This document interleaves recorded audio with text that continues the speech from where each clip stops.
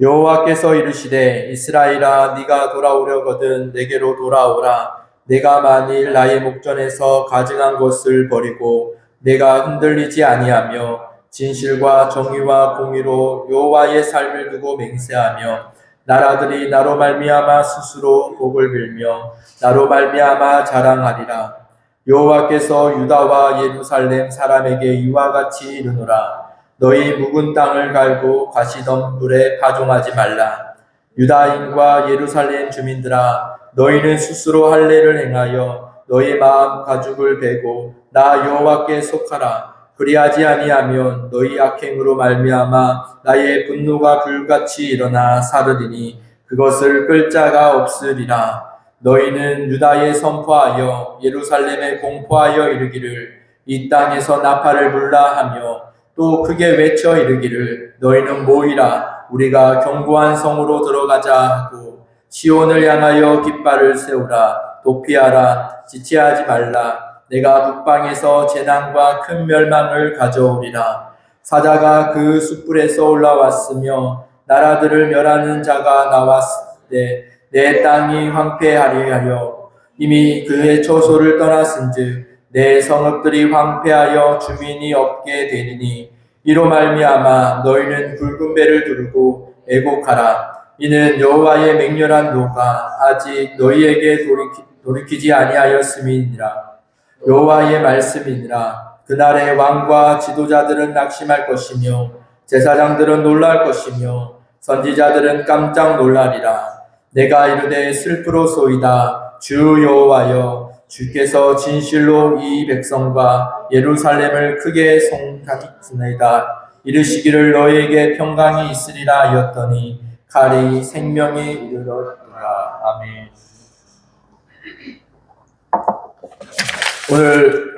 오늘 예레미야 4장 말씀은 다시 돌아와 마음을 찢으라라는 주제로 함께합니다.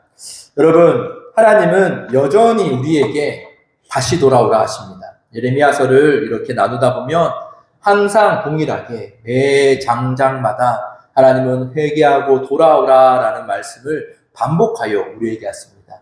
이런 비유를 통하여 돌아오라, 저런 비유를 통하여 돌아오라. 오늘 말씀에도 여전히 하나님은 돌아오라라고 말씀하시죠.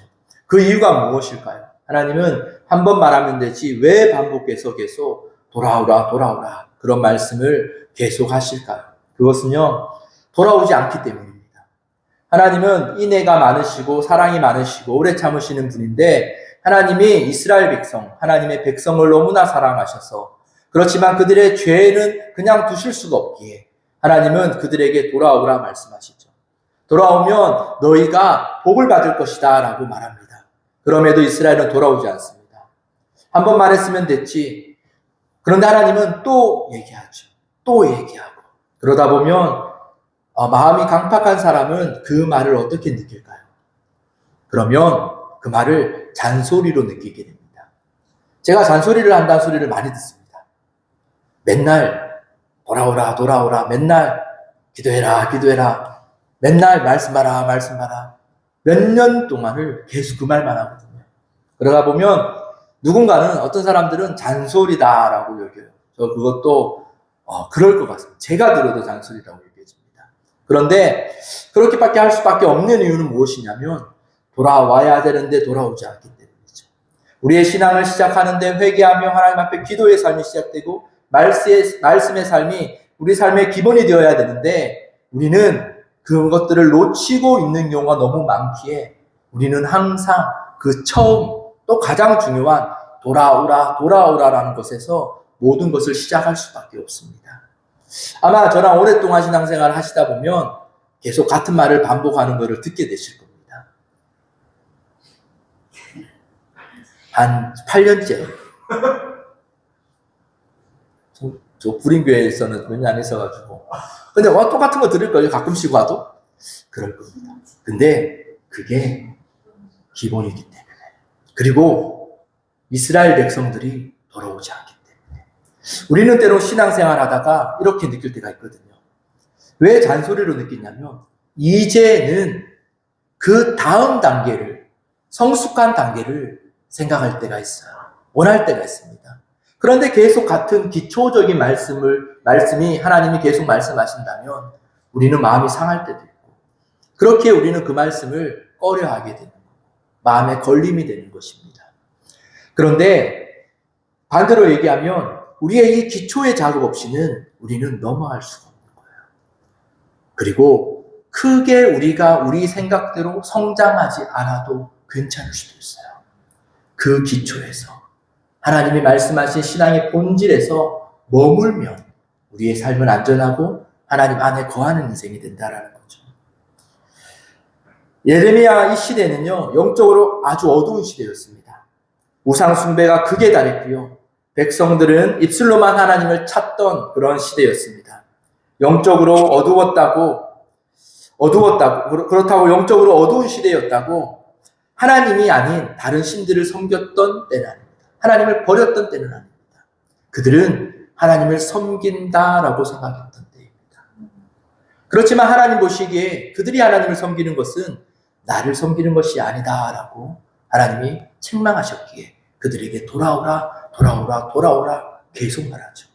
그런데 이들은 돌아오지 않는 이유는요, 자신들은 나는 하나님 앞에 회개할 게 없다라고 생각해요. 하나님 돌아오라 하시는데, 그래 돌아와야지, 나 말고 너가 돌아와야 돼. 내가 아닌 너가 돌아와야 된다고 생각하는 그때이기 때문에요. 이런 시대는요, 분별하지 못하는 시대, 영적인 눈과 귀가 가려져 있는 시대. 무엇을 분별하지 못합니까? 첫째는 시대를 분별하지 못해요. 그 시대의 징조들, 하나님이 시대를 통해서도 말씀하시는데, 특히나 예언서를 보면 북방에서 하나님의 도구인 북방 민족들이 이스라엘을 공격하고 하면서 하나님은 그런 시대들을 말씀하시면서 이스라엘에게 경고하시기도 하죠. 그럼에도 그들은 분별하지 못합니다. 두 번째는 자기 자신을 분별하지 못하는 거예요. 오늘날 우리가, 또 우리 교회가 지금 우리의 신앙이 어디로 향하고 있는지를 분별하지 못합니다. 나는 하나님을 믿는다라고 얘기해요. 그런데 하나님은 돌아오라라고 말해요. 하나님이 돌아오라라는 말씀, 회개하라라는 말씀을 맞춰 회개해야 돼라고 말해요. 조금 있으면은 신년이죠, 신년. 신년에 아마 극동방송이나 여러 메시지를 들으면 신년의 메시지들이 다 선포될 때에 제가 거의 장담하건데 목사님들은 회개를 선포하실 겁니다. 회개를 선포하는데 가만히 듣다 보면 그런데 우리 교회는 그래도 괜찮다라는 식으로 얘기하게 될 거예요. 다른 교회를 폄하하는 게 아닙니다. 이게 우리의 죄의 본성이에요. 이스라엘 백성들도 그랬어요. 누가 회개하라는데 하나님께로 돌아가야 된다는데 누가 그 말이 잘못됐다라고 생각하는 사람이 어디 있겠습니까? 없을 거예요. 모두가 회개해야 된다는 것에 공감할 겁니다. 그런데 그것이 나에게 필요하다라는 것보다, 그 절실함보다, 그래 오늘 한국교회가 이렇게 회개해야 돼, 오늘 이 시대가 회개해야 돼, 오늘날 이 대형교회들이 회개해야 돼, 이런 태도로 우리는 회개의 메시지를 받기 때문에 우리는 돌아오라 그렇게 말씀하시는 메시지에 반응하지 못하는 그런 영적으로 닫혀있는 데이기도 합니다. 예레미야 시대는 영적으로 둔감하여 분별하지 못하는 상태였습니다. 그런데 이 모습이 오늘날 우리의 모습과 사실 많이 닮아 있습니다. 하나님께서는 이런 이스라엘 백성들에게 심판을 선언하십니다. 그러면서도 돌아오라라고 하세요. 다 잃으면서도 돌아오라. 책망하시면서도 돌아오라. 이제는 내가 너희를 심판하겠다라는 심판의 경고를 말씀과 함과 동시에 돌아오라라는 말씀을 또 함께 하세요. 여기서 우리는 하나님의 마음을 느낄 수 있어야 돼요. 하나님은 우리가 돌아와서 하나님께로 그 마음이 회복되기를 하나님은 원하시는 분입니다. 먼저 하나님께서는 돌아오면 너희를 살릴 것이다 라고 그렇게 말해요. 돌아오면 너희 살아, 협박이 아니라 돌아오면 하나님이 너를 살릴 것이다 라고 이렇게 말씀해 주는 겁니다. 하나님께서 요구하시는 회개는요, 단순히 후회가 아닙니다. 우리의 삶의 중심을 다시 하나님께로 이동시키는 거예요. 내가 이렇게 살아가던 삶 가운데서도 하나님이 돌아오라 한다면 우리는 내 삶의 전체를 틀어 하나님 방향으로 옮겨가야 돼요. 우리가 오늘날 많은 성도들이 세상의 삶을 살기 때문에 세상에서의 삶을 살다가 돌아오라라는 것을 얘기 들었을 때 우리는 신앙적인 부분으로만 생각할 수도 있어요. 그러나 그렇지 않습니다. 하나님이 각자의 사명대로 하나님이 지금 처한 모든 상황을 하나님이 나에게 주셨다면 하나님이 돌아와야 된다라는 메시지를 회개하라는 메시지를 나한테 들린다면 나는 내 삶의 전체를 하나님 앞에 다시 점검하며 내 삶의 전체의 방향을 들어야 돼요. 우리가 직장에서 사이가 안 좋거나 직장에서 관계가 안 좋거나 직장에서 뭔가 삐그덕삐그덕거리면서 이렇게 있는데 회개하라는 메시지를 들었을 때 우리는 신앙적인 부분만 돌이킨다면 그것은 온전한 돌이킴이 될 수가 없습니다. 그처럼 우리의 삶의 중심 모두를 옮기는 것을 의미하죠. 성경에서 말하는 돌아오다라는 것은 대표적으로요, 우상을 버리는 것이다 라고 말해요. 우리 1절에 그렇게 나오죠. 네가 만일 나의 목전에서 가증한 것을 버리고 내가 흔들리지 아니하며 이렇게 말합니다. 지금 우리에게 우상은 무엇일까요? 여러분들의 삶에서 우상은 무엇입니까? 돈이 될 수도 있고요. 솔직하십니다. 우리 교회에서는 우상이 무엇일까요? 사실 우리가 우상 생각하면 바알신을 섬기는 외적인 것, 절에서 부처상에게 절하는 외적인 것, 어떤 외적인 것들을 생각할 때가 많이 있거든요. 그런데 사실 이 외적인 우상은 오늘날은 큰 문제가 되지 않아요. 왜? 너무나 분별이 가능하니까. 오늘날 우리에게 문제가 되는 것은요, 우리의 심령 가운데 뿌리내어 있는 우상이에요. 우리는 우상이 내 안에, 나는 우상을 섬기지 않는다고 해요. 그것 때문에 돌아오지 못하는 거예요. 그 오만함과 그 교만함 때문에 우리는 내 안에 있는 우상을 보지 못하는 거예요. 우리는 어떤 것에 집착하기도 하죠. 그게 우상이 되기도 합니다. 별거 아닌 것 같은 삶의 집착도 우상이 되기도 합니다. 우리가 무엇을 두려워하기도 합니다. 그것조차 우상이 되기도 하죠. 그리고 어떤 성품에 대한 우상도 있죠. 나는 착해야 돼. 나는 다른 사람들에게 착한 모습을 보여야 돼.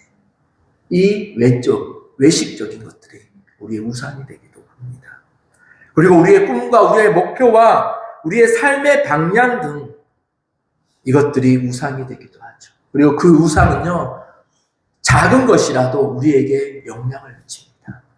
그렇게 하나님은 우상을 버리라라고 그렇게 말씀하시죠. 때로는요, 내가 모르는 조상들로부터 이어져 온 내가 모르는 죄악의 뿌리들이 나에게 영적으로 우상으로 박혀 있을 때도 있습니다. 내가 모르는 것이 우상이 될 때도 있죠. 여러분, 우리는 신앙생활을 하면서 매일매일 회개하며 돌아봐야 되는 것 가운데 하나가 내 안의 우상들, 오늘 나의 우상들, 나의 습관의 우상들, 내 삶에 이어지고 있는 우상들, 심지어 내가 모르는 우상들까지도 우리는 하나님 앞에 돌아보며 살아야 돼요. 그래서 하나님은 매일 회개하는 삶을 살기를 우리에게 원하시는 것이죠. 오늘 이 밤을 시작으로 우상들이 하나님의 은혜와 예수 그리스도의 보혈과 성령의 불로 드러날 수 있기를 원합니다. 우리가 그것을 이기기 위해서는 먼저 깨닫고 알 필요가 있죠. 이렇게 하나님 앞에 회개하고자, 진정으로 회개하고자 하는 한 사람의 진정한 회개가 있을 때 오늘 말씀은요, 열방이 하나님 안에서 복을 받는다라고 말합니다. 이것이 부흥이에요. 한 사람의 부흥으로 인하여 한 사람의 진정한 회개는요, 한 가정을 살리고, 한 교회를 살리고, 한 교회, 한 민족, 한 나라를 살릴 수 있는 아주 작은 불씨지만 아주 강한 불씨로 번질 수 있는 힘이 그 안에 있습니다. 회개는 하나님이 우리의 자존감을 낮추기 위해서 말씀하시는 게 아니에요. 회개는 우리에게 능력을 주시기 위하여, 우리를 통하여 하나님의 일을 하시기 위하여 우리에게 요구하시는 하나님의 방편이기도 합니다. 그러기에 우리는요, 우리의 마음을 기경해야 됩니다. 우리의 마음의 땅을 기경해야 됩니다.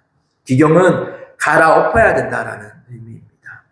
3절 말씀에 보면 여호와께서 유다와 예루살렘 사람에게 이와 같이 이르노라.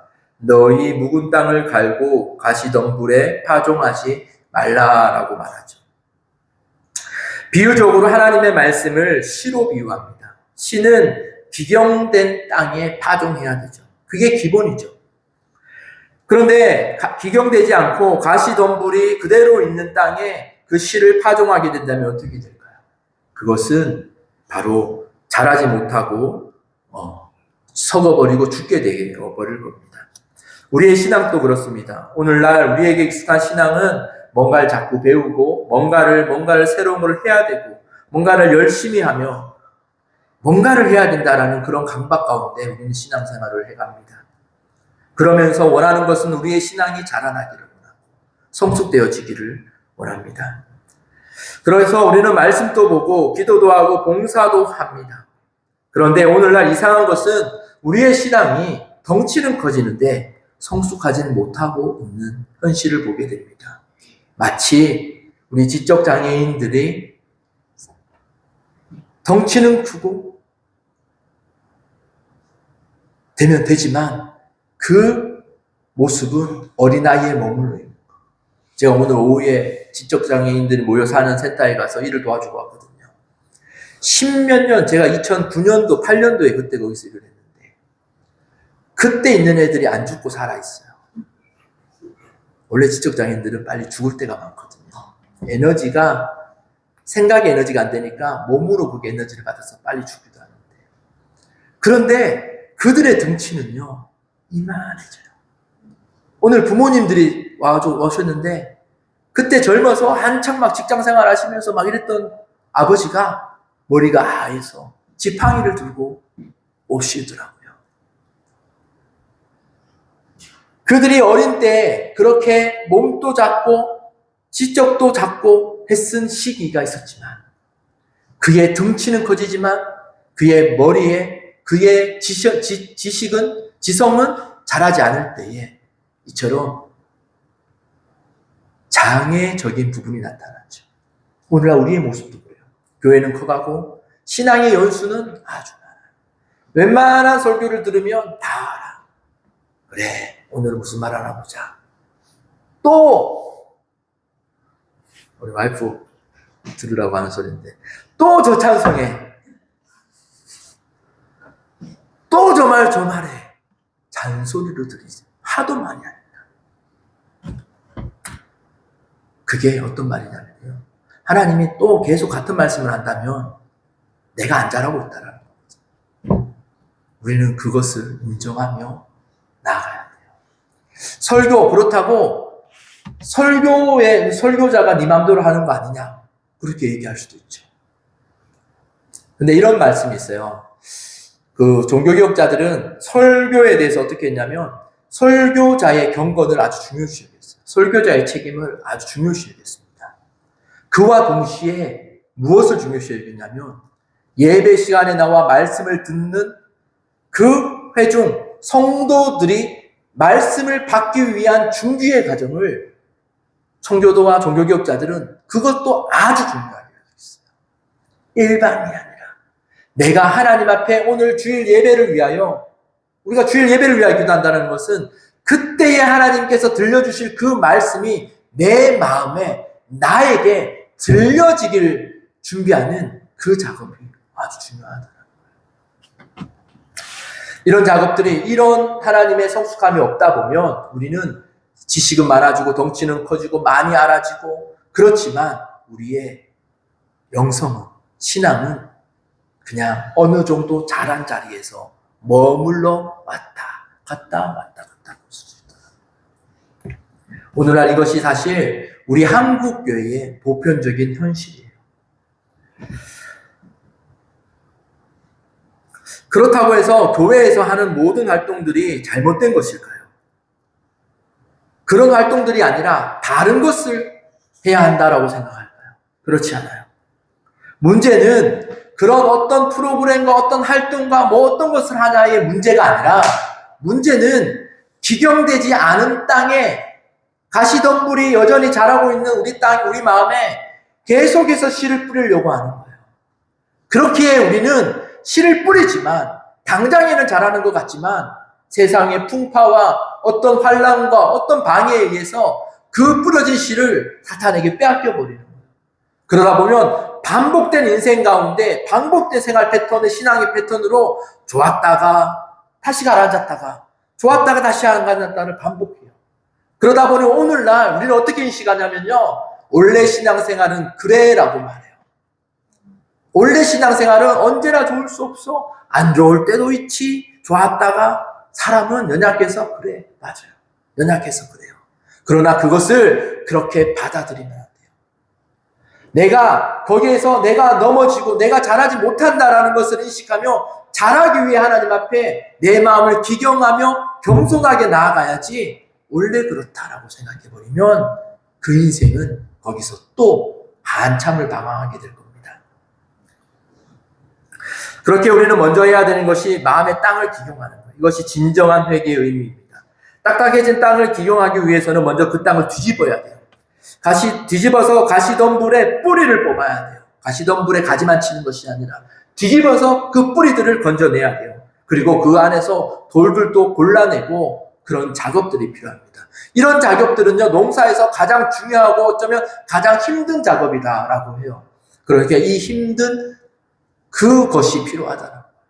신앙생활이 그냥 되어지는 것이 아니에요. 우리가 기도하는 생활이 그냥 되어지는 것이 아니에요.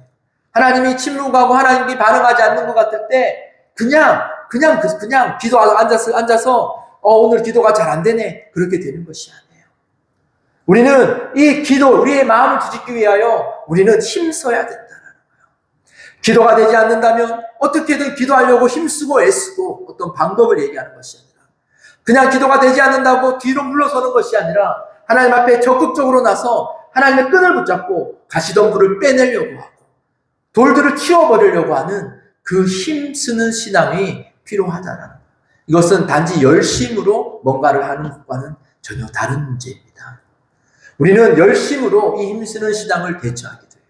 많은 봉사로, 많은 헌신으로 우리는 이 힘쓰면서 속아내야 되는 마음을 기경하는 이것을 대신하기도 합니다. 그러나 우리는 그렇게 되어서는 안 됩니다. 혹시 우리의 마음에 기경함 없이 씨를 뿌리는 일에만 집중해 오지 않았습니까? 우리는 이제는 우리의 기경함으로 나아가길 원합니다. 또 기경하기 위해서는요, 딱딱한 땅을 뒤집기 위해서는요, 우리가 힘쓰는 그것보다 더 중요한 게 딱딱한 땅을 뒤집으려면요, 땅을 적셔야 돼요. 하나님이 약속하시길 이른 비와 늦은 비로 주시겠다라고 하신 것처럼 하나님의 은혜로 우리의 딱딱하고 교만하고 오만해진 마음이 하나님 앞에 부드러워져요. 그리고 그 부드러워진 마음을 내가 뒤집음으로 하나님 앞에 내 마음을 드리는 거예요.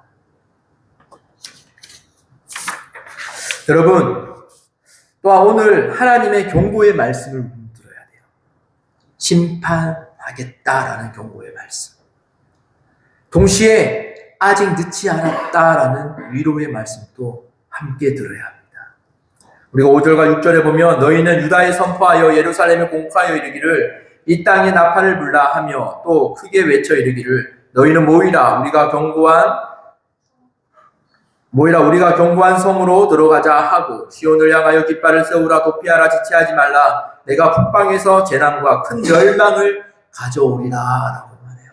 하나님은 심판에 말씀하시면서 동시에 우리에게 회복할 수 있고 우리가 살아날 수 있는 길을 우리에게 그 위로를 우리에게 주십니다.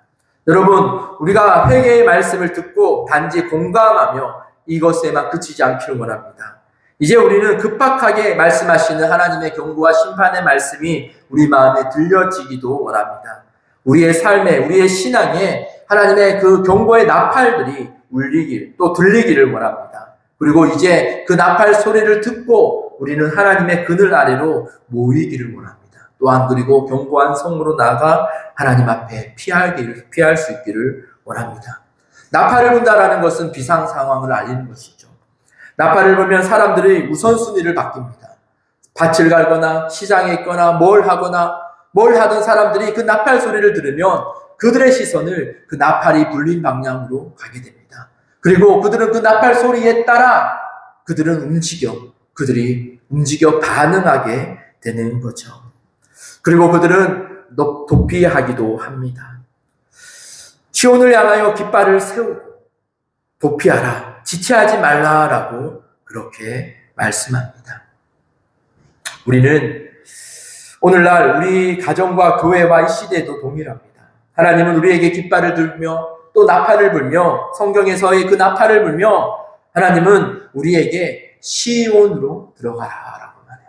제가 이 구절을 빼려고 그랬거든요. 너무 노골적인 것 같아요. 시온 교회가 너무 노골적인 것 같아서 빼려고 그랬지만 하나님은 왜 시온으로 들어가라. 시온은 하나님이 준비해 놓은 그 장소죠. 준비해 놓은 은혜의 장소, 피난처라는 의미죠. 우리가 이 걸음을, 이제 나팔 소리를 듣고 우리는 우리의 걸음을, 방향을 틀어 걸음을 한 걸음 한 걸음 걸어서 순종하는, 기경하는 그 자리까지 나아갈 수 있기를 원합니다. 오늘 이 밤을 시작으로 원하건대 우리의 심령이 가라앉아지는 일들이 시작되기를 원합니다. 그리고 예레미야는 심판을 말하며 언제나 회개를 외쳤죠. 오늘 또 우리도 간절하고 끈질기게 회개할 수 있기를 원합니다. 온 힘을 다해 회개할 수 있는 그 은혜가 우리에게 부어지기를 원합니다. 저는 회개하며 기도할 때에 가끔 이런 상상을 합니다. 기도가 잘 되지 않고 때로는 뭔가를 해야 되겠다 싶고 이럴 때는 저는 기도가 잘 되지 않으면 내가 뭘 잘못했구나라는 생각을 또 하기도 하거든요. 그러면서 근데 뭔가 잘 깨달아지지 않아요. 뭔가 잘 모르겠어요. 대충 내가 한 거 다 해결한 것 같은데, 회개한 것 같은데 싶은데도 뭔가 모르는 찝찝함이 있을 때도 있어요. 아까 말했죠? 우리가 모르는 우상이 우리 안에 박혀있다. 저는 느끼기에 때로는 아주 강한 우상은요, 제 뼈에 박혀있는 것처럼 그렇게 느껴질 때가 있어요. 뼈에 박혀있으면 씻어서 씻겨지지가 않는 그렇게 박혀있는 것처럼 여겨질 때도 있습니다. 그래서 저는요, 저만의 요령과 저만의 생각을 나누면요, 저는 한 번씩 이렇게 상상하며 기도합니다. 예수 그리스도의 보혈이, 이거는 물이잖아요. 그렇죠? 액체죠. 예수 그리스도의 보혈이 나의 발끝에서부터 머리 정수리까지 모두 채워지기를 원합니다. 그리고 이 예수 그리스도의 보혈, 액체잖아요. 액체는 모든 곳에 다 스며들어 흡수되죠. 모든 곳에 다 스며들어요. 그리고 그 보혈이 닿는 곳곳마다, 제 몸 안에 드는 모든 곳곳마다 예수의 피의 회복의 능력이 선포되고 나타나 치유될 것은 치유되고, 또한 내 안에 우상, 나도 모르게 박혀있는 숨어있는 우상들이 예수의 보혈에 닿기에 그것들이 드러나서 해결되기를 원하는 기도를 하기도 합니다. 여러분, 사탄은요, 숨어요. 사탄은 우리 마음에 진을 칩니다. 진을 쳐서 자신을 보호해놓고 자신은 그 진 안에 숨어있죠. 적당한 회개는 진 밖에서는 이루어질 수 있어요. 그러나 사탄은 항상 이 안에서 숨어 기다리죠. 그것을 우리가 회파하기 위하여, 그것들을 발견하기 위하여 제가 말한 기도의 방법이, 이거는 성경에 나타난 성경적인 거다, 완전히 성경 그 자체다 얘기할 수는 없지만 우리가 그만큼 우리의 연약함, 내가 발견할 수 없는 것을 고백하고 예수 그리스도의 그 보혈만이 나의 모든 것에 흘러 발견되어지기를, 그런 원하는 기도를 드렸으면 좋겠습니다. 그리고 예수 그리스도의 이름을 선포하며 그 이름의 권세로 사탄 마귀를 대적하십시오. 회개의 영이 부어달라고, 회개의 영을 주시라고 기도하십시오. 기도의 영을 달라고 기도하십시오. 여러분, 하나님께서 회개하라는 이유가 무엇입니까? 회개는 우리를 거룩하게 하시는 하나님의 선물이기 때문이에요. 어떻게 하면 우리가 거룩해질 수 있습니까? 우리는 거룩해지기 위하여 기도와 말씀으로 거룩해진다면서 우리의 신앙생활을 채워가기도 합니다. 하나님의 일을 하다 보면 거룩해진다라고 생각하기도 합니다. 맞습니다. 거룩해지는 방법은 두 가지라고 생각합니다. 첫째는 이처럼 기도와 말씀으로 하나님의 것들을 우리에게 채우는 거룩함의 방향과, 또 하나는 우리의 우상도 우리의 죄를 회개함으로 우리의 더러운 죄들을 해결하는, 그러므로 나타나는 거룩함, 두 가지가 함께 이루어져야 된다라고 저는 생각을 합니다. 이 거룩은 하나님의 능력이에요. 그렇게 하나님은 우리에게 너희가 거룩하라라고 말해요. 하나님이 영광 받으시기 위해 너희가 거룩하라 말씀하신 게 아니라, 하나님이 이 세상 가운데 우리가 그리스도인으로 하나님의 자녀로 살아가게 하기 위하여 하나님의 능력인, 하나님의 속성인 그 거룩함을 위하여 우리에게 회개하라 하시는 거예요. 여러분, 우리는 능력 있는 자들이 되어야 돼요. 이 세상 가운데 능력 있는 자로 각자의 삶을 살아야 됩니다. 그러기 위해서는요, 우리는 거룩해야 돼요. 거룩이 능력이기 때문이에요. 거룩함 없는 능력은 있을 수가 없어요. 이것은, 거룩은 우리의 전부입니다. 하나님이 우리에게 원하시는 게 뭘까? 단 하나를 든다면 저는 거룩이라 생각합니다. 왜?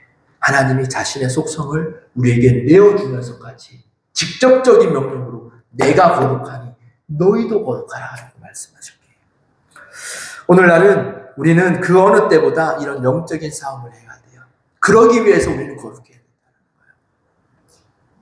하나님이 이 시대를, 그리고 지금 나에게 주신 사명들과 이 삶들을 감당하며 살아가기 위해 우리는 회개하며 거룩함으로 나아가야 돼요.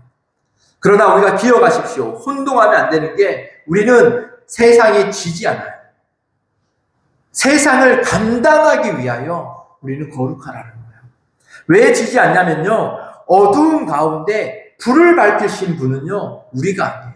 우리가 불을 켜서 밝힌 게 아니라 예수 그리스도가 빛으로 오셔서 어두운 가운데, 단지 우리의 어두운 이 삶 가운데 빛이 비춰진 거예요. 그렇기에 우리는, 우리의 공로가 없기에 우리는 세상에 지지 않아요. 질 수가 없어요. 지고 싶어도 질 수가 없어요. 왜? 우리가 이긴 게 아니기야. 우리는 하나님 앞에 감당하기 위하여 나아가는 자들이에요. 우리는 이 시대를 감당하기 위하여 오늘 기도와 말씀, 영적인 것들을 무장해야 될 때입니다.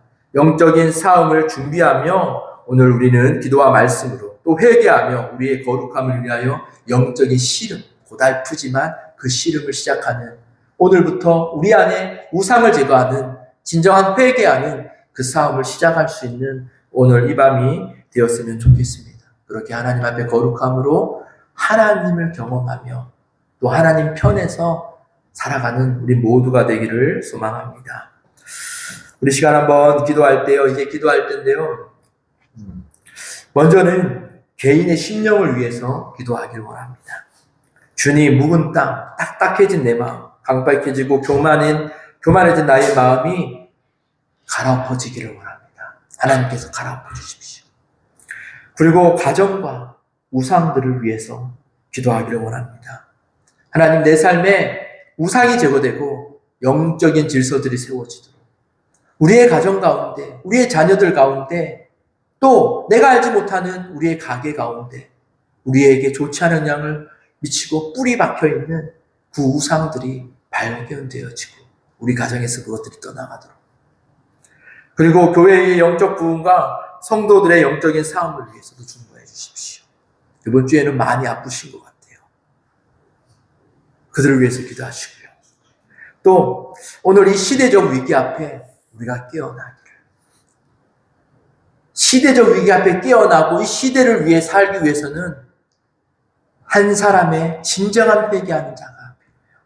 그 불씨가 필요하고, 그 불씨가 오늘 우리가 함께 기도하는 우리가 되었으면 좋겠다라는 그런 마음입니다. 그렇게 우리가 오늘 힘을 내어서 그렇게 기도하는 시간 가지길 원합니다. 이 시간 우리 주여 세 번 부르짖고, 하나님, 나의 마음이